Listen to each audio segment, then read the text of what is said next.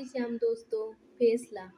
सुनीता जी गुस्से में दोनों बहुओं का हाथ पकड़कर किचन से बाहर निकालकर किचन में ताला लगा देती है। दोनों बहुएं हैरानी से सुनीता जी को देखने लगती है। बड़ी बहू अर्चना कहती है, माँ जी, आपने किचन में ताला क्यों लगाया है? खाना नहीं बनेगा क्या आज? हाँ, नहीं बनेगा खाना। बहुत खा लिया तुम लोगों ने खाना। आज इस घर में ना खाना बनेगा और ना ही कोई खाना खाएगा। तुम लोगों ने मेरी छूट का नाजायज फायदा उठाया है। अब दिखाओ तुम दोनों अपनी अपनी गर्मी। मैं भी देखती हूँ किसके अंदर कितनी गर्मी है। कहती हुई सुनीता जी ताला लगाकर चाबी अपने साथ लेकर चली जाती है। असल में सुनीता जी अपनी दोनों बहुओं से बहुत परेशान थी।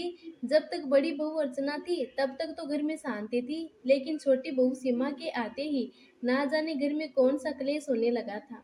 अर्चना अपने आप को जेठानी समझकर दिन रात पलंग तोड़ने लगी थी। कोई काम ही नहीं करती थी, बिल्कुल भी सीमा का हाथ नहीं बटाती थी।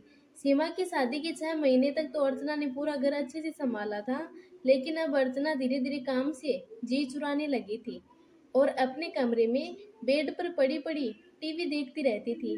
अब काम का पूरा भार छोटी बहू सीमा पर आ गया था।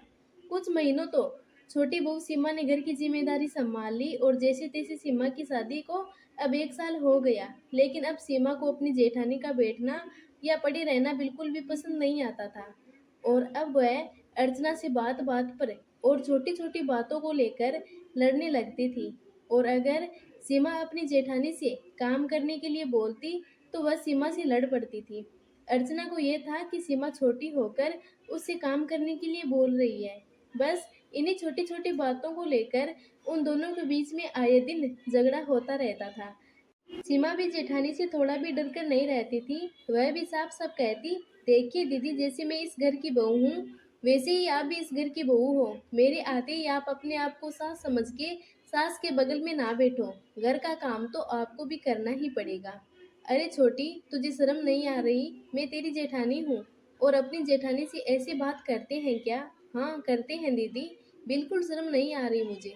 आप पूरे दिन पलंग तोड़ती रहती है और मैं किचन में नौकरों की तरह काम करती रहती हूँ। दोनों बहू को आपस में दुश्मनों की तरह लड़ता देख चिल्ला पड़ती है सुनीता जी। अरे चुप हो जाओ तुम दोनों की रोज की किचकिच सुन के मैं तो पागल हो गई हूँ। थोड़ी भी शर्म बची है तुम लोगों के अंदर की नहीं? सास की डांट सुनकर अर्चना और सीमा दोनों ही चुप हो जाती है और गुस्से में अपने अपने कमरे में जाकर दरवाजा बंद कर देती है। सुनीता जी दोनों बहू से इतना परेशान हो गई थी कि वहीं पर सर पकड़कर बैठ जाती है और रोती हुई अपने पति राजू जी से कहती है, देख लिया क्या हाल बनाकर रख दिया है इन दोनों ने घर का। देख तो मैं भी रहा हूँ सुनीता, इनकी हरकतें दिन ब दिन बढ़ती जा रही है। अब तो ये घर बिल्कुल रहने लायक नहीं रहा। अब ये घर घर जैसा लगता ही नहीं है, आए दिन जंग का मैदान बने रहता है। जिस घर में इस तरह सुबह शाम लड़ाई झगड़ा हो, उस घर में लक्ष्मी कहाँ से आएगी? उस घर में बरकत कहाँ से होगी? हाँ जी, मैं भी तो वही सोच रही हूँ। घर में 1 मिनट भी शांति नहीं मिलती। क्या करूँ, कैसे करूँ? इनके पति भी तो सुनते नहीं है बिल्कुल भी, दिन रात ऑफिस के चक्कर में ही पड़े रहते हैं। जिम्मेदारी नाम की चीज नहीं रह गई है उन दोनों में। सब कुछ हमारे भरोसे ही छोड़े रखा है। आखिर कब तक हम इनको संभालते रहेंगे?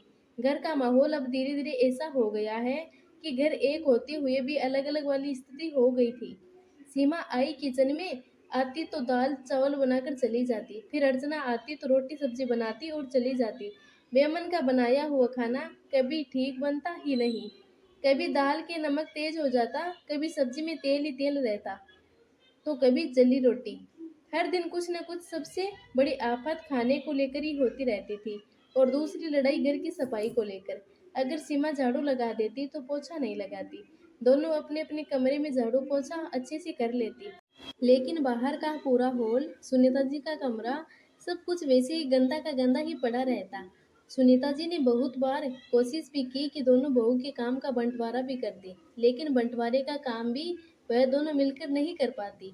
अगर सीमा पहले काम करने के लिए आती तो अर्चना बीमारी का बहाना बना लेती, और अगर अर्चना काम करने के लिए उठती तो सीमा बीमारी का बहाना बना लेती। ये दोनों ना बंटवारे के हिसाब से चल पा रही थी, ना मिलकर चल पा रही थी। ये दोनों बस अपनी मर्जी के हिसाब से चल रही है। आखिरकार देखते देखते जब सुनीता जी बहुत परेशान हो गई तो उनसे रहा नहीं गया, तो उन्होंने एक दिन गुस्से में आकर दोनों ही बहू का हाथ पकड़कर किचन से बाहर निकाल दिया और किचन में ताला लगा दिया। ये देख अर्चना और सीमा दोनों ही हैरान थे। सीमा ने कहा, माँ जी, किचन में ताला लगा दिया, अब हम खाना कैसे बनाएंगे? खाना नहीं बनेगा क्या आज? नहीं, बिल्कुल भी खाना नहीं बनेगा। ना खाना बनेगा, न कोई खाएगा। तुम दोनों बस एक दूसरे का खून पी के रहो। अब रोज रोज थोड़ा थोड़ा हमारा भी खून पीती हो। तुम दोनों के नाटक देखते देखते मैं भी तंग आ गई हूँ। क्या हाल कर दिया तुम लोगों ने मेरे घर का। सराय बनाकर रख दिया है। जिसकी जो मर्जी आई वह करता है। खर्च में मैं उठती हूँ, राशन पानी में मंगवाती हूँ, घर की व्यवस्था में देखती हूँ, और तब भी तुम लोगों से संभाला नहीं जा रहा। पहले तुम दोनों अपने अपने अंदर की गर्मी को शांत कर लो, इसके बाद खाना बनेगा। कहते हुए सुनीता जी चाबी लेकर अपने कमरे में जाकर अपने पति के साथ बैठ जाती है। रात हो गई थी, ना किचन खुला ना ही खाना बना। रात को जब नीरज और कुलदीप घर आते हैं तो अर्चना नीरज से कहती है, नीरज, देखा आपने माँ जी की हरकत। अगर हम बोलेंगे तो तुम कहोगे कि मेरी माँ से जलती हो। देख लो, किचन में ताला लगा लिया उन्होंने। इतना शासन करके रखा है उन्होंने घर पर। बच्चे भूखे हैं, खाना नहीं बना अभी तक।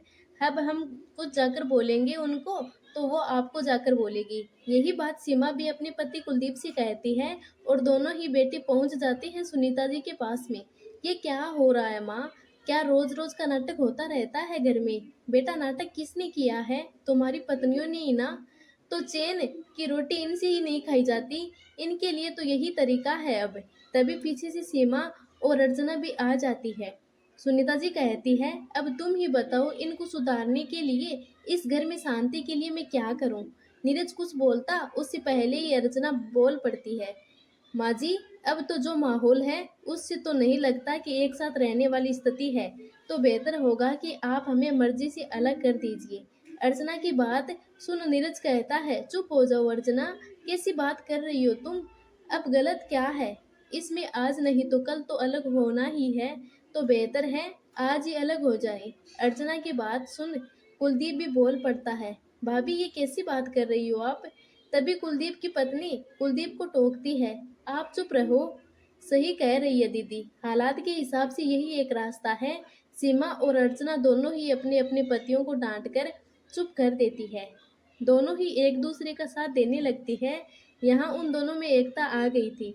अब वह दोनों ही अलग होने की बात करने लगी। बहू की मुंह से अलग होने की बात सुन सुनीता जी हैरान थी। उनकी आंखों में आंसू आ गए थे, लेकिन वह इस समय कमजोर नहीं पड़ना चाहती थी। उन्होंने तुरंत ही बेटों की ओर देखा और उनसे पूछा, नीरज, कुलदीप, बहुओं ने तो अपना फैसला सुना लिया। अब तुम लोगों की क्या राय है? तुम लोग भी बता दो, इसके बाद हम फैसला सुनाएंगे। राजू जी भी सुनीता जी की हाँ में हाँ करते हुए बोले, सुनीता, मुझे पूरा यकीन है तुम जो भी फैसला लोगी सही लोगी। मैं तुम्हारे हर फैसले में साथ हूँ। पति का साथ पाकर सुनीता जी और भी मजबूत हो गई थी। अब वह बेटों की ओर देखने लगी। कुलदीप भी अपने बड़े भैया नीरज का मुंह देख रहा था।